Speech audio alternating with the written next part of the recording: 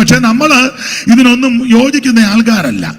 മറ്റുള്ളവരുടെ സ്വൈര്യം കെടുത്തുന്നില്ല, സഞ്ചാര സ്വാതന്ത്ര്യത്തിന് ദോഷം വരുത്തുന്നില്ല. മതം മാറ്റമല്ല, സഭ മാറ്റുകല്ല, സംഘടന മാറ്റുകല്ല. പിന്നെന്താ സുവിശേഷം? സുവിശേഷം എന്ന് പറയുന്നത് ഒരു വ്യക്തിയാണ്. അത് മറ്റാരുമല്ല, നസറായനാകുന്ന യേശു ക്രിസ്തു.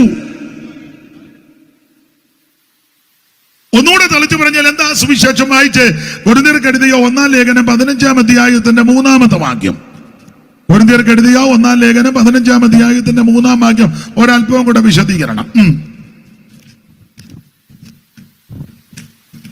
ക്രിസ്തു നമ്മുടെ പാപങ്ങൾക്ക് വേണ്ടി തിരുവെഴുത്തുകളിൻ പ്രകാരം, ശ്രദ്ധിക്കണേ, യേശു ക്രിസ്തു നമ്മുടെ പാപങ്ങൾക്ക് വേണ്ടി തിരുവെഴുത്തുകളിൻ പ്രകാരം മരിച്ചു, അടക്കപ്പെട്ട് തിരുവെഴുത്തുകളിൻ പ്രകാരം 3-ാം നാൾ ഉയർത്തെഴുന്നേറ്റു. ശ്രദ്ധിക്കണേ, എന്താണ് സുവിശേഷം? സുവിശേഷം യേശു ക്രിസ്തു.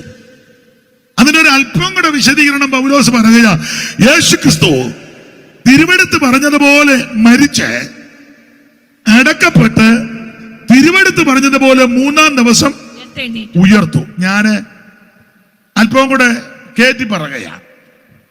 എന്താണ് സുവിശേഷം? സുവിശേഷം യേശു ക്രിസ്തു തിരുവെടുത്ത് പറഞ്ഞതുപോലെ ജനിച്ച്, തിരുവെടുത്ത് പറഞ്ഞതുപോലെ മരിച്ചു, തിരുവെടുത്ത് പറഞ്ഞതുപോലെ അവിടുത്തെ അടക്കി, തീർന്നില്ല, തിരുവെടുത്ത് പറഞ്ഞതുപോലെ 3-ാം ദിവസം ഉയർത്തു. അതാ സുവിശേഷം. ഒന്നുകൂടെ പറഞ്ഞാൽ യേശുക്രിസ്തുവിന്റെ ജനനം, യേശുക്രിസ്തുവിന്റെ മരണം, യേശുക്രിസ്തുവിന്റെ ഉയർപ്പ്, അതാ സുവിശേഷം.